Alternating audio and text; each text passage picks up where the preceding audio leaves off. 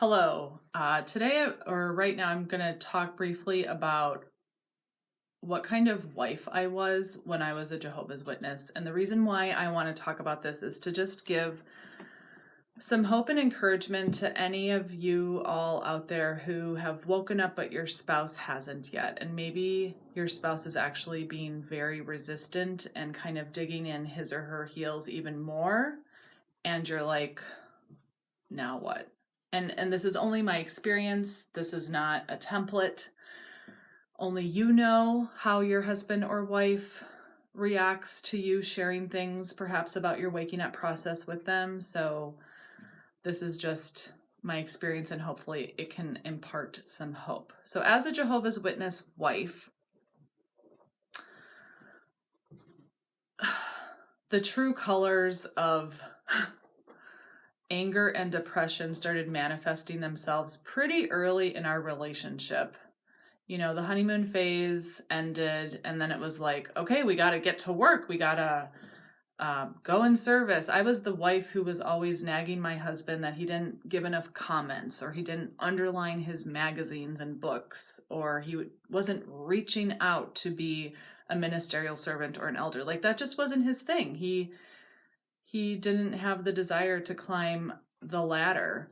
And because I couldn't climb a ladder, I imposed all of those goals onto him that he wasn't interested in. So that caused friction and difficulty. And then, of course, the whole schedule, service on Saturdays, meetings on Sundays. You never really had a weekend to yourselves to just do a weekend trip or whatever. I mean, of course we would occasionally, but overall it's like you got to get your time in. And another thing that caused a lot of stress for us in the marriage was because my husband worked second shift, which meant that he would miss all of the midweek meetings. Excuse me. And we would get pressure from people in the congregation, like, your husband doesn't have enough faith. He should just quit his job. Jehovah will provide for him. And it's like, are you going to pay our bills? It's like, no. So I'm thankful that he put his foot down and was like, no, I'm not going to quit my job, because he looked for other jobs, but he wasn't going to quit his job first. Never mind, like, that scripture that says that we're required to take care of our families. So anyway, but yeah, when I was a Jehovah's Witness wife, I vacillated between periods of really deep depression. And so he had to deal with that. And then anger. I would get angry at him a lot because he wasn't doing enough, according to the Watchtower. And so I'm so thankful that I don't treat him like that anymore. As far as like the transitional period of waking up, for us it was pretty easy, and for me it was very easy because he had already known about the UN NGO partnership. And so when I found out and I told him, he was like, yeah, I knew about that. And I was like, why didn't you tell me? But I had free license to investigate and research and explore everything without having to worry about stumbling him. Although, there have been some changes as far as leaving. Like, I'm not the same JW wife who is just supposed to submit to everything and not have an opinion. Not that I really was that way when I was a JW wife, but now, there's been some growing pains. But I guess the point I wanted to make is I was one of those JW wives who really, I was a true believer. And so if I can come out, that means there's hope for your spouse too. That's what I wanted to say regarding that. The second thing, like, look at my beautiful scarf. This was the beautiful present that my new friends from the restaurant bought me, and they got it in Buenos Aires, and it even has the tag, has the name of the lady who made it. I don't know, I'm just so touched by this. It's just so beautiful. So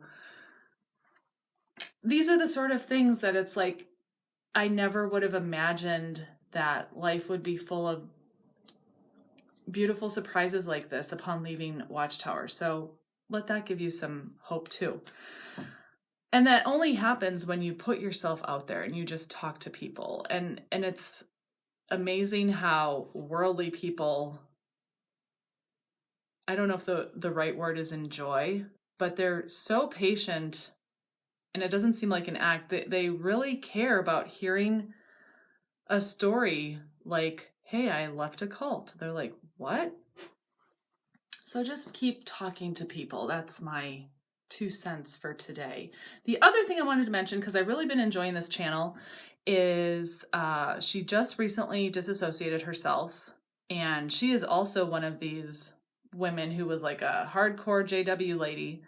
And she started waking up because she read two books about slavery and bondage, and she started seeing like the patterns and the similarity between her situation and this religion, and then she started the whole investigation process, and now she is free of the cult and living life. And she has a YouTube channel called Ina Irby. I'll put the link below. But every day she shares the message of the day from two little books. One is called Healing Your Inner Child, and the other one is called The Courage to Change. Primarily, that's written for codependents, but I think a lot of us have a lot of codependent tendencies and issues, so it's an appropriate book, in my opinion. But I enjoyed listening to her read that. It's kind of a fun way for me to start my day lately. So I thought I would share that with you. And then finally, I just want to share a few of the things I've been doing as far as like self-care. If you've been following me at all, I have just started this whole new intermittent fasting lifestyle, and it is going very well, surprisingly well. Yeah, so that's exciting. So that's the physical level of self-care. And then as far as my emotional, mental, and spiritual habits for self-care, of course, number one on my list is the Bible. Several people have asked me what translation do I like to read. I love the NIV. This is a NIV study Bible, and I am loving it. Another thing that I read every day, or try to, is Our Daily Bread. So this has been out, I guess, for years and years and years. It's like the Daily Text, but 1,000 times better. It doesn't have all the Watchtower brainwashing in it, and it's not written by a specific religion. It's just sharing a beautiful thought that's scripture-based to start your day with, and I love it. Another thing that I'm having fun with is this book. It's on Amazon.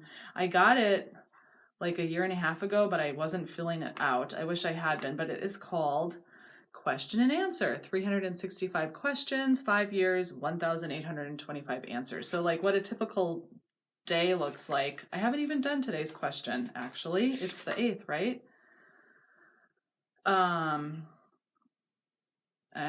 The question for today is, what song is stuck in your head?